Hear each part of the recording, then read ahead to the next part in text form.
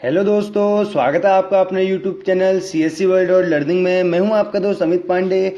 I hope that you had watch the previous videos, और अगर नहीं देखी है तो जल्दी से जाके उन वीडियोस को देख लें ताकि आपको आगे के टॉपिक्स को समझने में काफ़ी आसानी हो।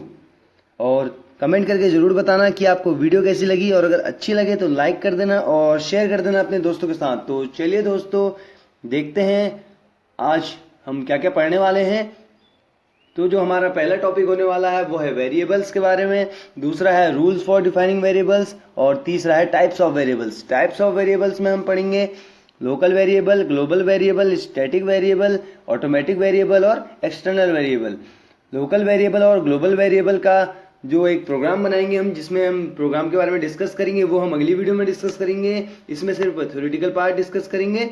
लोकल वेरिएबल और ग्लोबल वेरिएबल में जो डिफरेंस होते हैं वो वहाँ से पता चल जाएगा, और इसका प्रोग्राम कैसे बनता है वो भी अगली वीडियो में देख लेंगे। और जो स्टैटिक वेरिएबल और एक्सटर्नल वेरिएबल है, इन दोनों के बारे में हम तब पढ़ेंगे जब हम फंक्शंस के बारे में पढ़ेंगे, क्योंकि बिना फंक्शन, जब तक हमें फंक्शन नहीं आएंगे तब तक स्टैटिक वेरिएबल और एक्सटर्नल वेरिएबल को समझने में काफ़ी दिक्कत आएगी। और मैं चाहता नहीं हूँ कि आपको कुछ पढ़ने में दिक्कत आए, काफ़ी आसानी से समझ में आ जाएगा जब हम इसे बाद में पढ़ेंगे। तो शुरू करते हैं दोस्तों। Variables in C. A variable is a name of the memory location. जो वेरिएबल है वो एक नेम है मेमोरी लोकेशन का। ये यूज होता है डाटा स्टोर करने के लिए। इसकी वैल्यू चेंज हो सकती है, और वेरिएबल को कितने बार भी रीयूज किया जा सकता है। एक जो वेरिएबल होता है, वेरिएबल एक मेमोरी लोकेशन का नाम होता है जिसमें डाटा स्टोर किया जाता है, और इसकी जो वैल्यू है, जिसका जो डाटा जो इसमें स्टोर किया जाता है, उसे चेंज कर सकते हैं, और इस वेरिएबल को बार बार इस्तेमाल भी कर सकते हैं। मतलब एक बार जैसे फंक्शन में यूज हो गया तो दोबारा उसके बाद वो फंक्शन में यूज हो जाएगा। It is a way to represent memory location. It is a way to represent memory location. Memory location को रिप्रेजेंट कराने के लिए यूज होता है किसके द्वारा? सिंबल्स के द्वारा। सिंबल्स क्या हो गए? जो हम वेरिएबल लेते हैं, ABCD जो भी होते हैं, so that it can be easily identified, ताकि ये काफ़ी आसानी से हमें मिल जाए मेमोरी में कहाँ पे है करके, ज़्यादा कोई दिक्कत नहीं आएगी। तो अब इसका सिंटैक्स देख लेते हैं। सिंटैक्स में हम इसमें होगा, पहले हम लिखेंगे डाटा टाइप, उसके बाद लिखेंगे वेरिएबल लिस्ट। डाटा टाइप हो गए int, float, character, long, double, ये सब डाटा टाइप्स हो गए। और जो वेरिएबल लिस्ट हो गई, वेरिएबल में हम कुछ भी ले सकते हैं, ABCD, और साथ ही हम यूज कर सकते हैं उसके बीच में अंडरस्कोर, और साथ ही हम यूज कर सकते हैं डिजिट्स। तो जो वेरिएबल लिस्ट होगी उसमें एक एक्सेप्शन है कि हम कोई भी कीवर्ड का इस्तेमाल नहीं करेंगे। वेरिएबल लिस्ट में कीवर्ड का इस्तेमाल नहीं होता है। कीवर्ड क्या होते हैं वो हम आगे की वीडियोस में पढ़ेंगे, ठीक है गाइस। तो अब इसका एग्जांपल देख लेते हैं। Example of declaring the variable. Int एक डाटा टाइप है, ए क्या है? वेरिएबल है। फ्लोट एक डाटा टाइप है, और बी क्या है? वेरिएबल। करेक्टर एक डाटा टाइप है, और सी क्या है? वेरिएबल। अगर हम वेरिएबल को डाटा टाइप नहीं देते हैं तो दिक्कत हो जाएगी, क्योंकि जब हमें इंटीजर वैल्यू इनपुट करवानी है या इंटीजर वैल्यू प्रिंट करवानी है, तो उसके लिए उस वेरिएबल को इंटीजर वैल्यू के लिए इंट डाटा टाइप का इस्तेमाल करना ही पड़ेगा। लेकिन अगर हमें फ्लोट करवानी है, जैसे पॉइंट में करवानी है, तो उसके लिए हमें फ्लोट का इस्तेमाल करना पड़ेगा। और अगर हमें कैरेक्टर प्रिंट करवाना है या इनपुट लेना है, तो उसके लिए कैरेक्टर डाटा टाइप्स का इस्तेमाल करना पड़ेगा, ठीक है गाइस। तो अब आगे देख लेते हैं। आगे है we can also provide values while declaring the variables. हम क्या कर सकते हैं? वेरिएबल्स को डिक्लेयर करते समय उनको वैल्यू पहले से भी दे सकते हैं। आपने देखा होगा कि हम यूजर से इनपुट करवाते हैं वैल्यू स्कैनएफ के द्वारा यूजर से वैल्यू को इनपुट करवाते हैं। लेकिन हम क्या कर सकते हैं? वेरिएबल को डायरेक्टली जिस समय डिक्लेयर करते हैं उसी समय वैल्यू पहले से दे सकते हैं, चाहे वो इंटीजर हो, फ्लोट हो या कैरेक्टर हो, कोई भी हो, उसको हम वेरिएबल को वैल्यू दे सकते हैं डिक्लेयर करते समय। तो देख लेते हैं इसका एग्जाम्पल कैसे दे सकते हैं। इंट डाटा टाइप है, एक वेरिएबल है, ए को हमने 45 वैल्यू दे दी है, बी दूसरा वेरिएबल है, बी को हमने 56 वैल्यू दे दी है। और जो फ्लोट है, फ्लोट हमने एफ वेरिएबल लिया है, एक फ्लोट डाटा टाइप है, 50.89 हमने इसको वैल्यू दे दी। और कैरेक्टर में सी को हमने ए वैल्यू दी है। और याद रखना, कभी भी कैरेक्टर में जब वैल्यू दोगे तो सिंगल इन्वर्टेड कॉमा के अंदर देना, वरना वो उसे एक्सेप्ट नहीं करेगा, ठीक है गाइस। तो आगे देख लेते हैं रूल्स फॉर डिफाइनिंग वेरिएबल। इसमें हम क्या पढ़ेंगे? वेरिएबल को डिफाइन करने के रूल्स के बारे में पढ़ेंगे कि कैसे कैसे वेरिएबल को डिफाइन कर सकते हैं और कैसे कैसे वेरिएबल को डिफाइन नहीं कर सकते हैं, ठीक है गाइस। तो a variable can have alphabets, digits and underscore. एक वेरिएबल में हम अल्फाबेट का इस्तेमाल, डिजिट का इस्तेमाल और अंडरस्कोर का इस्तेमाल कर सकते हैं। A variable name can start with the alphabet, लेकिन जो वेरिएबल का नाम है वो अल्फाबेट से स्टार्ट होना चाहिए या अंडरस्कोर से स्टार्ट होना चाहिए। अल्फाबेट से भी स्टार्ट कर सकते हैं किसी वेरिएबल का नाम और अंडरस्कोर से भी स्टार्ट कर सकते हैं, लेकिन कभी भी डिजिट से स्टार्ट नहीं कर सकते। जैसे 1A ऐसा नहीं लिख सकते हैं वेरिएबल में, हाँ ऐसा लिख सकते हैं A1 लिख सकते हैं, अल्फाबेट से शुरू कर सकते हैं और अंडरस्कोर से भी शुरू कर सकते हैं। जैसे अंडरस्कोर लगाया उसके बाद ABCD लिख दिया कोई वेरिएबल का नाम, तो ऐसा दे सकते हैं। और साथ ही बीच में भी हम अंडरस्कोर का इस्तेमाल कर सकते हैं, जैसे A_B। ठीक है गाइस। अब तीसरा है no white space is allowed within the variable name. कहने का मतलब है कि कोई भी स्पेस नहीं होनी चाहिए वेरिएबल के नाम के बीच में। जैसे आपने लिखना है, कोई वेरिएबल लेना है, आई एम वेरिएबल ले लेते हैं, तो हमने आई अलग लिखेंगे, एम अलग लिखेंगे, तो वो गलत हो जाएगा वेरिएबल। ठीक है गाइस। तो हमें एक ही वेरिएबल लेने के लिए बिना किसी वाइट स्पेस, बिना किसी स्पेस के उनको साथ में लिखना पड़ेगा, चाहे कुछ भी लिखेंगे। ठीक है। उसके बाद a variable name must not be any reserved word और कीवर्ड। जैसे कि मैंने आपको अभी बताया था कि जो वेरिएबल का नाम है वो कोई भी रिजर्व वर्ड नहीं होना चाहिए और कीवर्ड नहीं होना चाहिए। कीवर्ड मैं आपको अगली वीडियो में समझाऊंगा। रिजर्व वर्ड का मतलब है कि अगर ऐसा भी होता है कि वेरिएबल का जो नाम है पहले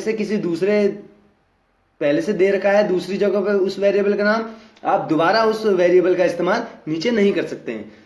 हाँ ये कर सकते हैं कि स्मॉल ए और कैपिटल ए अलग अलग करके कर सकते हैं, क्योंकि केस सेंसिटिव होती है। क्योंकि ये जो वेरिएबल हम स्मॉल ए देंगे उसको अलग और जो कैपिटल ए होगा उसको अलग अलग मानेगी। तो इसका एग्जांपल है इंट, फ्लोट एटसेट्रा। इनको नहीं ले सकते हैं। इंट क्या है, एक डाटा टाइप है, फ्लोट एक डाटा टाइप है। ये सब किस में आते हैं, कीवर्ड्स में आते हैं। स्ट्रक्ट, यूनियन, जितने भी होते हैं, वॉइड, मेन, जो भी कीवर्ड्स होते हैं इनको, ऑटो और गो टू, इन सब का इस्तेमाल हम वेरिएबल में नहीं कर सकते। ठीक है गाइस। आगे देख लेते हैं। आगे है, हमने यहाँ पे एग्जांपल ले रखे हैं वैलिड वेरिएबल नेम्स और invalid variable names. Valid variable names में आएंगे इंट ए और इंट, देखिए आप अंडरस्कोर ए भी लिख रखा है और इंट ए के बाद 30 डिजिट भी लिख रखा है और अल्फाबेट भी लिख रखा है। और इनवैलिड में क्या हो जाएगा, जैसे हमने इंट वेरिएबल का नाम दे दिया टू हम वेरिएबल का नाम नहीं दे सकते हैं। और अब दूसरे वाले में क्या करा हमने, ए और बी के बीच में हमने व्हाइट स्पेस दे दिया, मतलब स्पेस दे दिया, तो वो भी हम नहीं करेंगे, ये भी इनवैलिड वेरिएबल नेम है। फिर इंट लॉन्ग क्या है, एक कीवर्ड है, कीवर्ड का इस्तेमाल हम नहीं कर सकते हैं वेरिएबल में, इसलिए इसको भी इनवैलिड कहा गया है। ठीक है गाइस। अब हम इसके बारे में आगे पढ़ लेंगे बाकी सब। अब आगे देखते हैं। आगे है types of variable in C. Variable के टाइप देखेंगे सी में। वेरिएबल के 5 टाइप्स हैं इसमें जो लिखे हैं, local variable, global variable, static variable, automatic variable और एक्सटर्नल वेरिएबल। पहले पढ़ते हैं लोकल वेरिएबल के साथ और साथ ही हम इसके एग्जांपल भी देखेंगे। तो a variable that is declare inside the function और ब्लॉक। कोई भी वेरिएबल जो फंक्शन के अंदर या ब्लॉक के अंदर क्या होता है, डिक्लेयर होता है, उससे कहते हैं लोकल वेरिएबल। कहने का मतलब है कि उस लोकल वेरिएबल को सिर्फ वो फंक्शन ही इस्तेमाल कर सकता है, बाकी बाहर वाला फंक्शन इस्तेमाल नहीं कर सकता है। जैसे कि आपने कोई वेरिएबल एक्स लिया है, इंटीजर लिया है, इंटीजर डाटा टाइप है उसका, तो इस एक्स को दोबारा जैसे इस फंक्शन ने इस्तेमाल करा, लेकिन जो दूसरा फंक्शन है वो इसे इस्तेमाल नहीं कर पाएगा। इसकी जो लाइफ होती है वो एक ब्लॉक के अंदर होती है, इसका स्कोप जो होता है एक ब्लॉक के अंदर होता है, सिर्फ एक ही फंक्शन में होता है।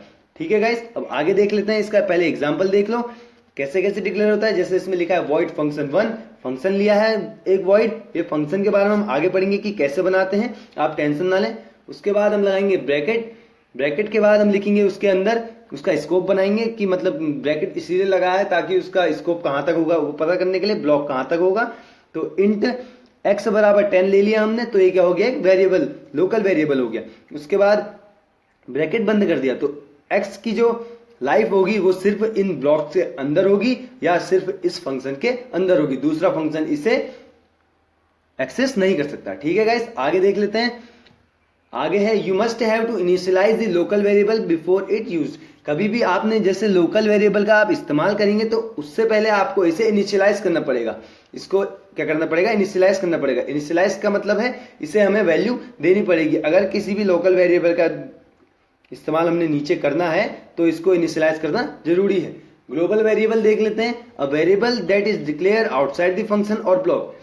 ग्लोबल वेरिएबल वो वेरिएबल होते हैं जो फंक्शन के बाहर डिक्लेयर होते हैं या ब्लॉक के बाहर से डिक्लेयर होते हैं, उन्हें ग्लोबल वेरिएबल कहा जाता है। Any function can change the value of the global variable. देखिए आपने पहले वाले में लोकल वेरिएबल में क्या देखा था कि एक फंक्शन सिर्फ जिस फंक्शन में वो डिफाइन किया गया है, जिस फंक्शन के ब्लॉक के अंदर डिफाइन किया गया है, डिक्लेयर किया गया है, सिर्फ वही उसे एक्सेस कर सकता है, वही उसकी वैल्यू चेंज कर सकता है। लेकिन ग्लोबल वेरिएबल में क्या होता है, कोई भी फंक्शन उसकी वैल्यू चेंज करके अपने इस्तेमाल में ला सकता है। ठीक है guys, any function can be change the value of the global variable. It is available to all the function. ये जो होता है सारे फंक्शंस के लिए अवेलेबल होता है, सारे के सारे फंक्शन इसे एक्सेस कर सकते हैं। ठीक है गाइस, अब इट मस्ट बी, अब इसका एग्जांपल देख लेते हैं कैसे इसे डिक्लेयर करते हैं। इसको हमने जैसे पढ़ा कि फंक्शन और ब्लॉक्स के ऊपर डिफाइन करेंगे, डिक्लेयर करेंगे, तो हमने इसे फंक्शन और ब्लॉक के ऊपर डिक्लेयर करा है। जैसे हमने लिखा है इंट वैल्यू बराबर 20, वैल्यू एक वेरिएबल है। कौन सा वेरिएबल है? ग्लोबल। ग्लोबल क्यों है? क्योंकि ये किसी भी फंक्शन के अंदर नहीं है और ना ही किसी ब्लॉक के अंदर है, इसे डायरेक्ट ऊपर से लिखा गया है खुले में, मतलब इसका इस्तेमाल सारे के सारे फंक्शन नीचे को कर सकते हैं। और जो नीचे एक्स लिया है फंक्शन के अंदर, वो क्या है? एक लोकल वेरिएबल है। तो अब आगे देख लेते हैं, आगे जो वेरिएबल आने वाला है वो है static variable. A variable that is declared with the static keyword is called static variable. Static variable वो वेरिएबल होता है जो स्टैटिक कीवर्ड का इस्तेमाल करके क्या करा जाता है? डिक्लेयर किया जाता है। इसकी वैल्यू जो होती है काफी सारे फंक्शन के बीच में हो सकती है, मतलब it retains it's value between multiple function calls. कहने का मतलब है बहुत सारे फंक्शन नहीं कहेंगे हम इसमें। जैसे हमने एक फंक्शन बनाया है, उस फंक्शन को के अंदर हमने एक जो वेरिएबल है उसे स्टैटिक डिक्लेयर कर दिया है।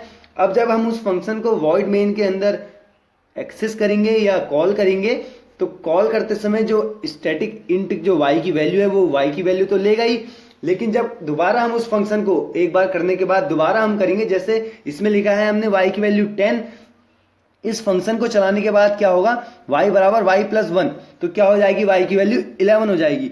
तो अब जब हम अगला फंक्शन कॉल करेंगे, इसमें 11 प्रिंट करके देगा इस फंक्शन को कॉल करने में, लेकिन जब हम अगला फंक्शन फिर दोबारा इसी फंक्शन को कॉल करेंगे तो ये क्या दे देगा? 12 दे देगा। क्योंकि स्टैटिक से ऐसा होता है कि जो y की वैल्यू है वो जो आएगी लास्ट में वो स्टोर हो जाएगी। ऐसा नहीं है कि वो दोबारा से फिर से इनिशियलाइज हो, ऐसा नहीं होगा। जो वैल्यू एक बार आ गई वो वैल्यू स्टोर हो गई है, अब उसी से आगे बढ़ेगा। लेकिन जो लोकल वेरिएबल है उसमें क्या होगा? जब आप फंक्शन को कॉल करेंगे तो जैसे x की वैल्यू 10 है, x is equal to x plus 1 कर दिया, जब प्रिंट एफ में से प्रिंट करेंगे तो 11 हो जाएगा। लेकिन जब हम दोबारा फंक्शन को कॉल करेंगे, इसी फंक्शन को एक और बार कॉल करेंगे, तो उसमें भी ये 11 ही प्रिंट करेगा। क्यों?